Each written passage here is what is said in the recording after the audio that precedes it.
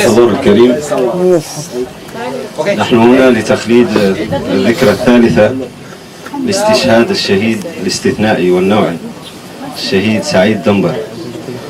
وأنا هنا كشاعر لا بد لي أن ألقي كلمة في حقه، وقد كتبت هذه القصيدة وجعلته هو المتحدث وهو الذي يلقي على مسامعكم رسالته الأخيرة.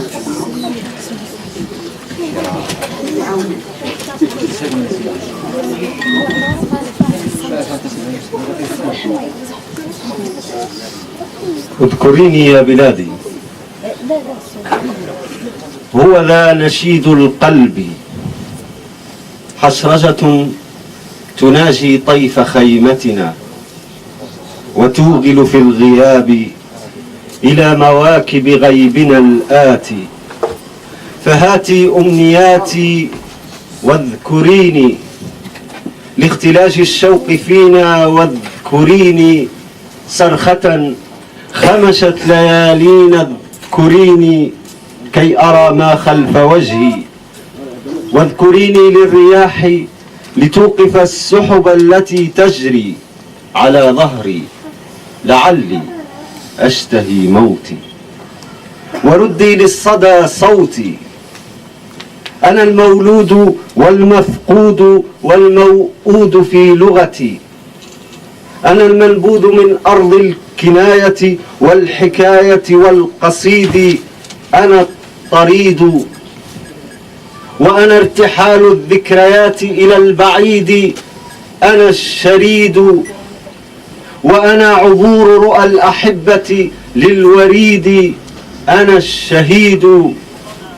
وأنا يا خالقي، نفس ونفس تهويان لسفح هاوية النشيد، هنا أعيش كما تريد وهنا أموت كما تريد بعد الممات، هنا أكيد كيدا بنفسي أنزح الروح الذي سكن الجسد، وأسل أغنيتي على عجل، رثاء الدنيوي يؤثث المعنى على مهل، ينوح صداه يا جرح البلد، فتطل شاردتي على كسل، أنا جرح البلد، أنا لا أحد، حملت وترا في دمي وتركت فيكم قاتلي، أولم يمت وحماة جرمه من رعاة الباطل، أولم يمت وغزاة أرض الساحل، أولم يمت حين اكتويت بنار غدره بعد لأي لم يمت. هذا أنا المنثور بين العراء وبرزخ الشهداء، أحكي قصتي، هذا دم المهدور في وادي ساقية تخضب رملها بدم الغزالة مهجتي، هذا أنا المغدور في غصتي، أنا ها هنا جسد المسجى شاهدي، وأنا ثأري سديم الساهد، وأنا هنا الموتور، وكأن حلما خلبا أرخى سدوله كي أرى أمسي، وكأن حلما خلبا أرخى سدوله كي أرى أمسي، فمعراج الهوية قال لي عد حيث كنت وكن، فليس هنا مكان للشريد، وقال لي هي رحلة لتكون أنت، أنا لا أحد، من نطفتين على كثب، من نطفتين على كثب، من وادي ساقية إلى وادي الذهب كنت الجنين، من نطفتين على كثب، من وادي ساقية إلى وادي الذهب كنت الجنين، ووجدت أرضي من غضب ووجدت شعبي في غضب، غضب لا يستكين.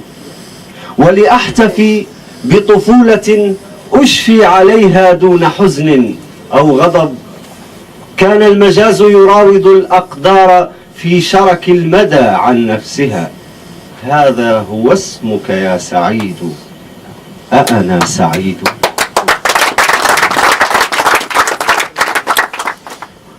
ولأحتفي بطفولة أشفي عليها دون حزن أو غضب، كان المجاز يراود الأقدار في شرك المدى عن نفسها.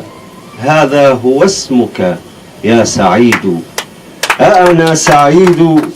عشت الحياة ولم أسل عن هذه الدنيا وعن اسمي وعن أرضي وعن شعبي وعن لغتي وعن هذا الغريب وجيشه. أدركت أنه غيرنا، أدركت أنه آخر، وأنا أنا. فسجيتي وسليقتي وفصاحتي هي صورتي وهويتي. أدركت أنه عابر هذا الغريب وجيشه. عشت الحياة ولم أسل إلا سؤالي عن هويته وعن ضيف يسود.